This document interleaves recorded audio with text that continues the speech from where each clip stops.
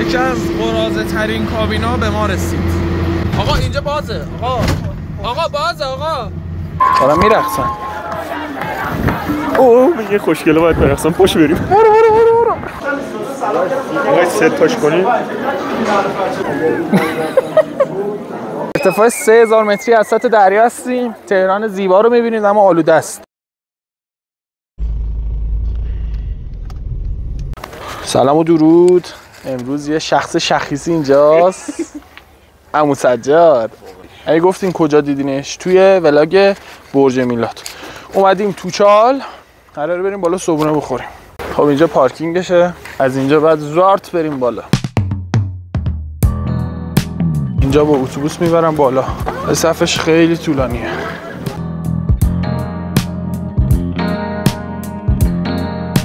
یعنی شانس چطوریه وحید تو زندگی؟ شانس هم اینجوریه. به من رسید پر شد. باید منتظر بعدی باشی.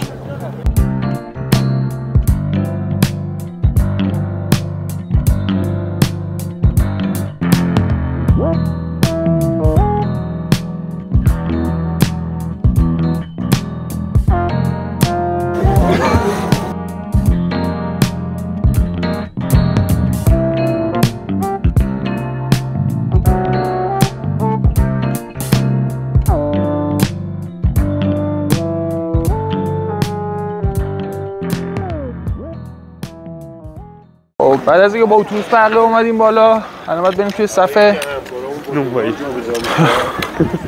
تو صف تلکابین وایسیم. قبلش میخوام نظر آقا سجاد درباره ویدیو قبلی که افتخار دادن با ما گرفتن بدونم. ویدیوی برج میلاد که لینکش میذارم این بالا، عکسش هم الان میاد، اونم بریم ببینیم. آقا سجاد نظرت؟ قربون شما. رفتیم برج میلاد. اینجا باید صحبت کنیم. اینجا رفتیم برج میلاد. هوا خیلی خوب بود ولی آلوده بود. زمین فوتبال دیدیم به شدت. بعد از اون محبوبیت و معروفیتتون به چه شکل افزایش پیدا کرد؟ من میرفتم صف نونوایی، یارو میومد فیلم میگرفتم. عکسم نه فیلم. میونه صحبت‌های زیباتون. سورتمه توی این هوای سرد کی با شورتک میاد آخه؟ باش ورزشکارن دیگه میان.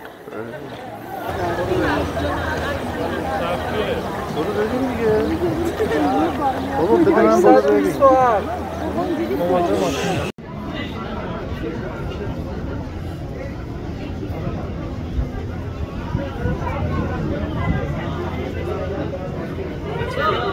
یکی از خوبیایی که اضافه شده اینه که دیگه نیاز نیست وایسیم تو صف. شما همونجور که گفتم اونجا نوبتتو میگیری، بعد بهت زنگ میزنم و اس ام اس میدم میگه آقا بیا وایسا تو صف. دیگه وای میسیم تو صف و اینجا هم بلیتشو تهیه میکنیم و سوار میشیم میریم بالا.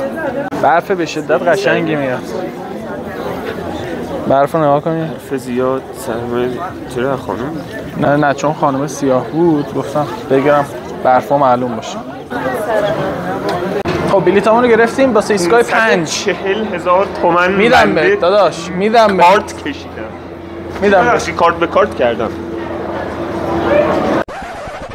یکی از قراضه ترین کابینا به ما رسید.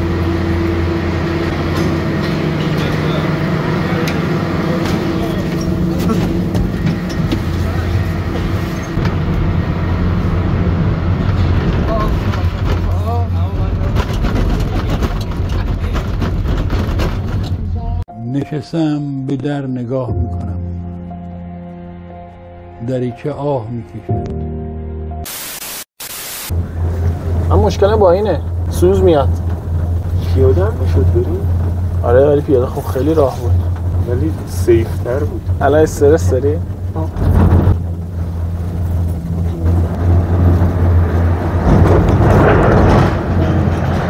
خب دیگه اینجا پیاده نمیشیم، مستقیم میریم ایستگاه 5.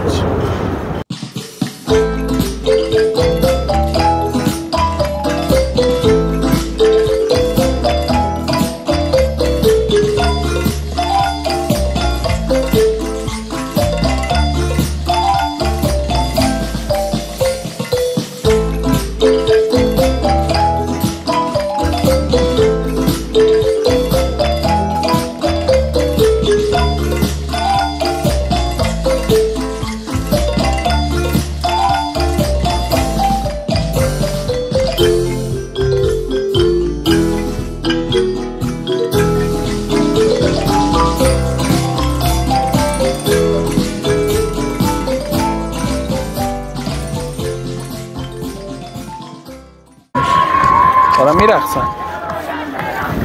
اوه میگه خوشگله باید برقصن. پشت بریم. برو.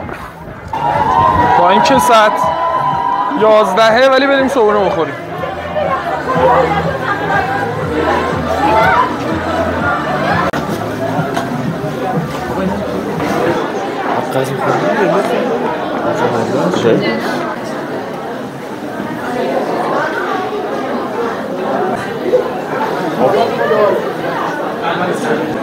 الان به این باید بگیم املت بده. آره بچه‌ها تیم ملی بفهم.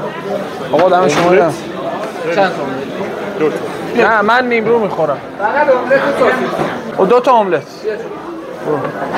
عسل نگیریم با خامه؟ آقا ولی من میگم یه عسل خامه هم بگیریم، سیر نمیشیم سجاد. چایی باید بگیریم. بفهم.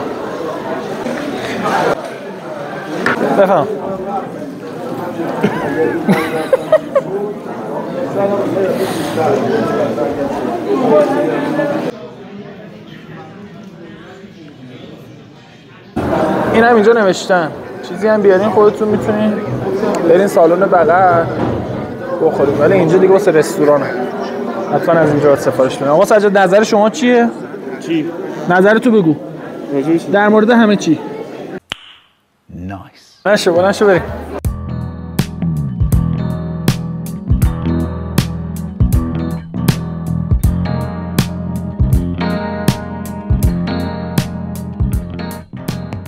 جیب سواری میکنم میرم بالا، سور میخورم میرم پایین. ارتفاع 3000 متری از سطح دریا هستیم. تهران زیبا رو میبینید اما آلوده است و اینکه اینجا تفریحات زیادی است. مهمترین تفریح ما ایرانی‌ها خورد و خوراک. اینجا میتونیم بیان یه کافه رستوران شیک داره، هم میتونین اسپرسو و شیک و قهوه و این چیزا بخورین، هم میتونین صبحونه و نهار و شام تشریف بیارین اینجا. این قسمت هم همون سجاد نشون بده. از اون بالا دوستان زیبای ما سور میخورن میان اینجا یه خاطره خوبی واسه خودشون میسازن. خوراک عکس گرفتن. پایین رو نگاه. دوستان سابسکرایب یادتون نره، ما خیلی داریم زحمت بکشیم واسه این پیج. فیلم بردار خوب همیشه باید پاور بانک همراهش باشه.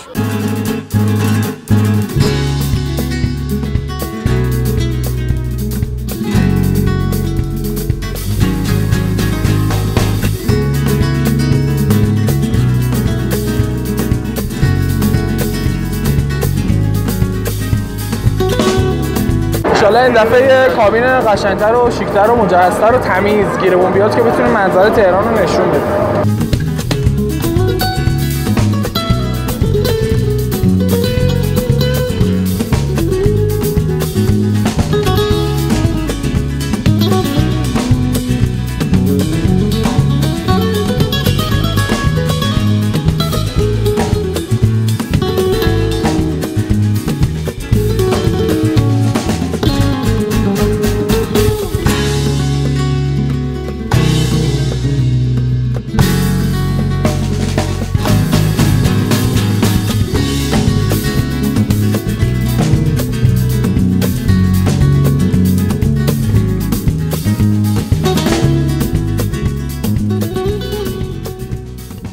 آقایون خانم دمتون گرم که تا آخرش دیدین.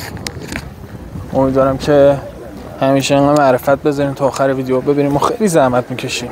عمو سجاد ساعت 6 صبح بیدار کردن خیلی کار سختیه، اما من تونستم. اینکه دمتون گرم. عمو سجاد خداحافظی کن. قول میدم آخرین ویدیو باشه. بیزوق. خدا نگهدار.